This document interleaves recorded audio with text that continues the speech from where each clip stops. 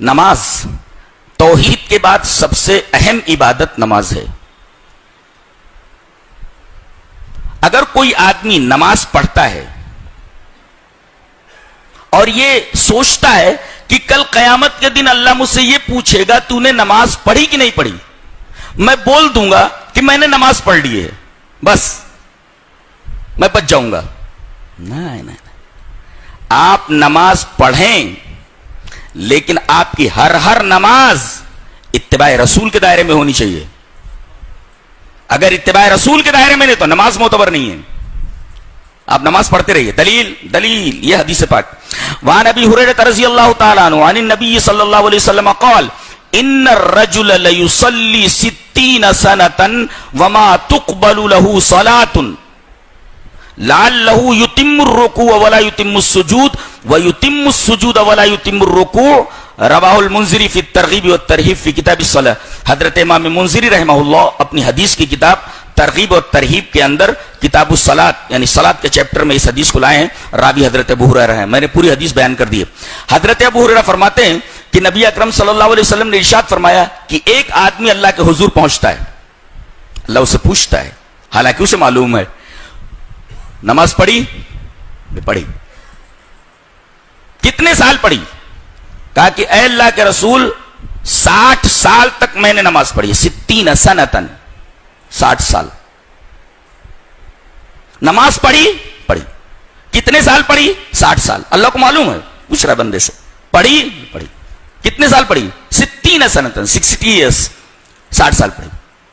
اللہ فرماتا ہے وما تقبل له صلاۃ, تیرے نامہ عمل میں ایک بھی نماز نہیں ہے. 60 سال کی نماز جو تو نے پڑھی ہے ایک بھی نماز تیرے نامہ عمل میں نہیں ہے. لوگ حج کو جاتے ہیں اور پھر کہتے ہیں کہ خانہ کعبہ میں ایک نماز 1 لاکھ کے برابر ہے, تو 40 دن 50 دن رہ کر کے اتنی نمازیں پڑھ لی, اب تو جنت الاٹ ہو گئی میرے.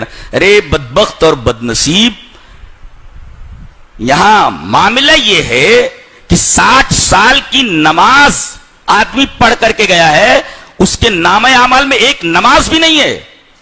اور تیرے حج کی کیا بساط ہے, تیرے حج کی کیا اوقات ہے کہ تو جوڑتے بیٹھے کہ ایک نماز 1 لاکھ نماز کے برابر ہے, لہذا میں بخشایا ہو گیا.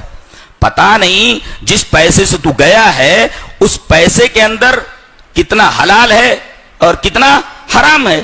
تو نے کتنے ارکان اپنی مرضی سے ادا کیے ہیں, جہالت سے ادا کیے ہیں, اور کتنے ارکان تو نے اتباع رسول کے دائرے میں نہیں کیے ہیں, تو تیرا حج کیسے ہوا؟ اور تو نے نماز جو پڑھی وہ نماز اتباع رسول کے دائرے میں پڑھی یا نہیں پڑھی ہے؟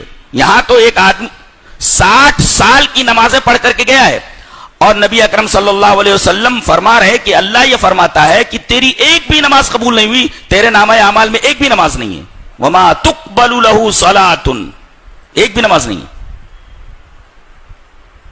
کتنی خطرناک قسم کی حدیث ہے یہ. لوگ نمازیں پڑھتے رہتے ہیں. تو اگر آدمی نماز پڑھتا ہے, ایک توحید کے بعد بہترین عمل ہے اور سب سے اونچا عمل ہے, مگر یہ عمل اگر سنت کے دائرے میں نہیں کیا گیا ہے, اتباع رسول کے دائرے میں نہیں کیا گیا ہے, تو یہ عادت ہے, اٹھک بیٹھک ہے, نماز نہیں ہے. اس لیے کہ جو چیز اتباع رسول, جو عمل اتباع رسول کے دائرے میں نہ کیا گیا ہو وہ عادت بن جاتا ہے, عبادت نہیں بنتا.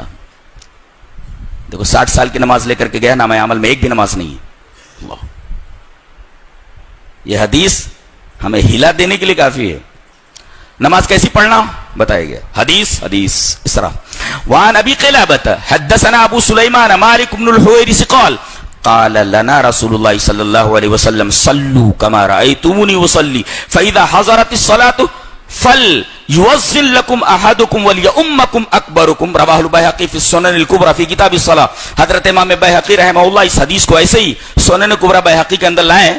راوی حضرت مالک بن حویرث, وہ فرماتے ہیں کہ نبی اکرم صلی اللہ علیہ وسلم نے ہم تمام صحابہ کرام سے یہ کہا کہ تم لوگ نماز اس طرح پڑھو جس طرح تم مجھے نماز پڑھتے ہوئے دیکھتے دیکھتے ہو. پتا یہ چلا کہ یہ آدمی جو 60 سال کی نماز پڑھ کر کے گیا ہے، یہ نماز اس نے نبی کریم صلی اللہ علیہ وسلم کی نماز کی طرح نہیں ادا کی ہے. نبی نے فرمایا تم لوگ نماز اس طرح پڑھو جس طرح تم مجھے نماز پڑھتے ہوئے دیکھتے ہو. اگر اس طرح تم نے نماز پڑھی ہے تو تمہارا یہ عمل، تمہاری یہ نماز مقبول عند اللہ ہے. اور اگر تم نے اپنے طریقے پر، یہ حنفی نماز ہے، یہ مالکی نماز ہے، یہ شافعی نماز ہے، یہ فلاں شخصیت کے طریقے پر پڑھی ہوئی نماز ہے، کسی بھی طریقے سے نماز پڑھ کر کے گیا آدمی کوئی بھی نماز معتبر نہیں ہے، الا یہ کہ اس نے نماز جناب محمد رسول اللہ صلی اللہ علیہ وسلم کے طریقے پر پڑھی ہو، جس کا نام اتباع رسول ہے.